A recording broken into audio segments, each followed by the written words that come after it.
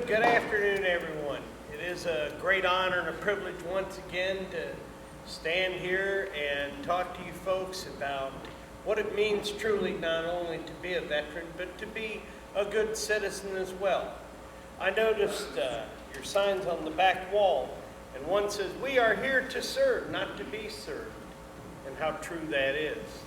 For you see, a veteran, when they go into the service of the United States, they are there to serve the people of the United States and represent them in wherever they go and whatever they do. We talk about service every day, but you know what?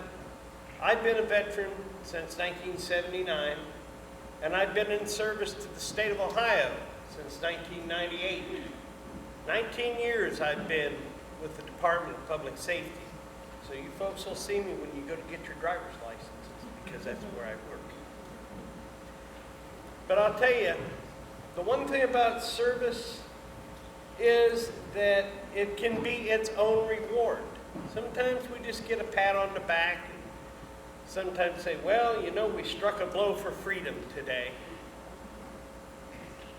But you know what? That's reward enough. People have served this country faithfully and well from the time of the American Revolution to the present time. Let me tell you about one particular individual. Most of you have heard of him. How many of you have heard of Senator John Glenn? Okay, most of you have. He was just born just down the road, down to Concord, Ohio, son of a rail officer and a World War I veteran. His father was also a plumber. And he wanted him to become a plumber when he grew up, but John Glenn said no. He goes, I want to serve. And at that time, World War II was just getting ready to get started.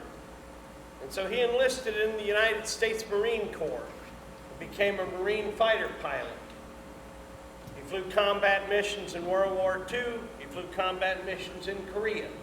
Afterwards, he became a test pilot. He flew a Project Bullet, which was the fastest supersonic cross-country flight at that time. But little did even he know that 6 years later he would become an astronaut and orbit the Earth 3 times, the first American to do so.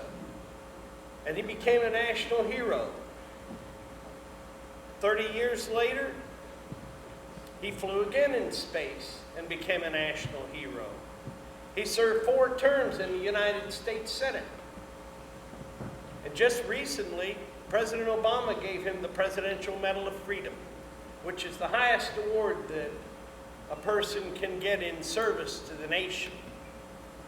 And I'd say it was way overdue in receiving that honor. But you know what? Every man and woman that puts on the uniform and serves doesn't expect a medal. We don't expect people to give us money every time we do something. No, because service is its own reward.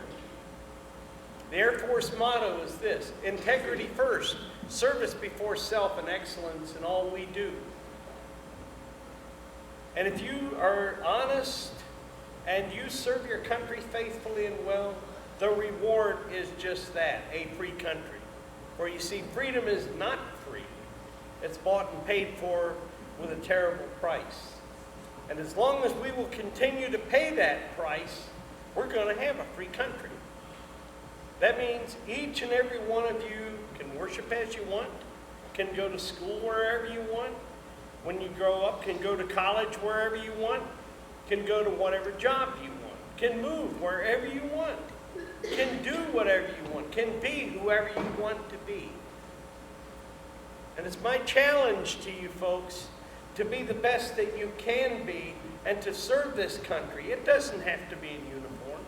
You can serve it in other ways, such as volunteering, like at the animal shelter or at the hospital or at the library or wherever you want to volunteer at.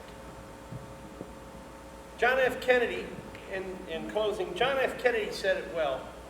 He said, "And so, my fellow citizens, ask not what your country can do for you.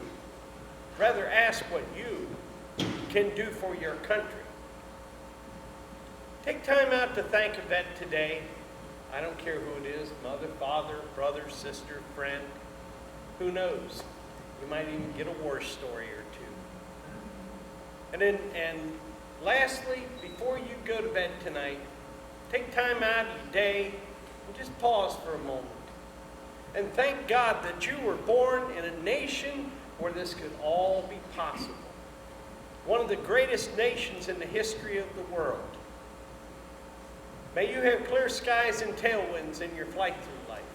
Thank you.